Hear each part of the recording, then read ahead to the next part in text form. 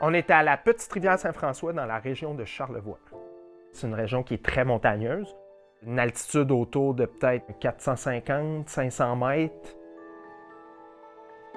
Zone de rusticité 3B dans le coin. Beaucoup de neige, fait frette. Je m'appelle Anthony Germain. J'ai créé cette serre. Pour moi, c'est de voir qu'est-ce qu'on est capable de cultiver avec le moins d'intrants énergétiques dans un environnement qui est quand même très hostile. Puis surprenamment, malgré le fait qu'il y a un pied de neige à l'extérieur, on a quand même des bananiers, des figuiers, des agrumes.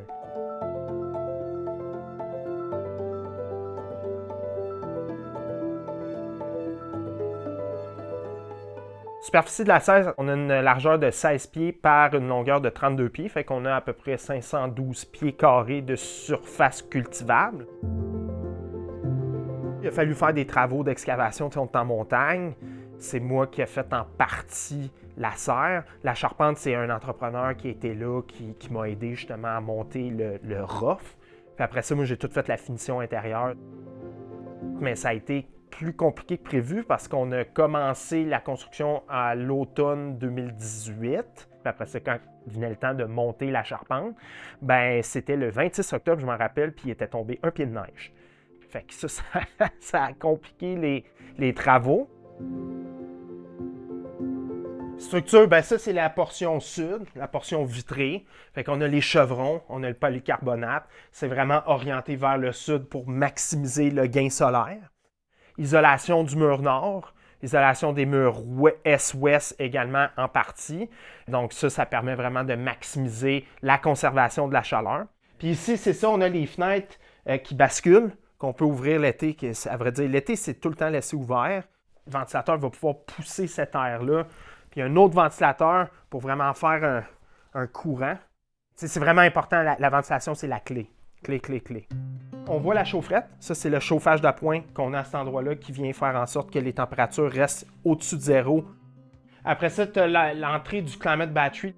La batterie climatique, c'est vraiment un système de tuyaux. Fait qu'il y a une entrée d'air, une sortie d'air. Donc, quand le sauna fonctionne, en haut, il y a un sensor en haut du climate battery. Fait que l'air chaud vient qu'à monter. Le climate battery déclenche, puis il vient qu'à aspirer l'air chaud du sauna, puis l'envoyer directement en dessous des racines.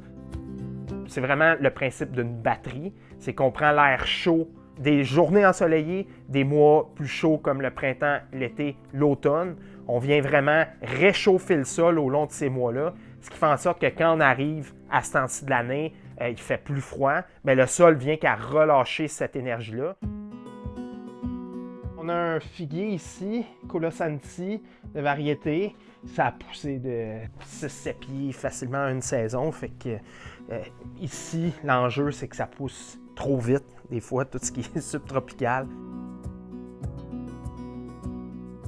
Les bananiers, ça, à même date l'année passée, ça devait être haut comme ça. Ici, c'est là qu'on a plus les cultures dites potagères. En ce moment, il y a c'est plus des variétés de laitue, rouge d'hiver, Coastal Star, Paris Island. Il y a des bok choy ici, des petits bok choy Shanghai, poussent très bien au froid. On a du beau kale. Moi, j'en reviens pas qu'à l'épicerie, on voit du kale qui vient du Mexique. On est capable d'en produire ici, très facilement. Du kale, des épinards, du cerfeuil, de la laitue. Elles sont encore petites parce qu'ils ont été plantés, transplantés il y a peut-être 2-3 semaines. Mais ça va vraiment nous amener là, à une culture d'hiver. C'est probablement à partir de janvier, février, là, on va commencer à pouvoir faire des bonnes récoltes. Ici, on a un pêcher Reliance.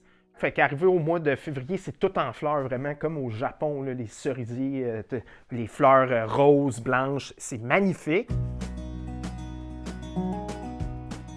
On a peut-être une 60aine de pêches. On a une belle aloès également, ici, aloe vera, qui est collée sur la façade ouest, qui est la façade la plus froide.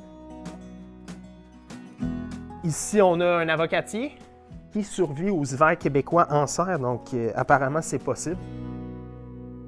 Des variétés peu uniques pour un climat charlevoisien, je dirais. Thank you for watching this episode of Sometime in the Garden. To join in on the conversation, click like and subscribe.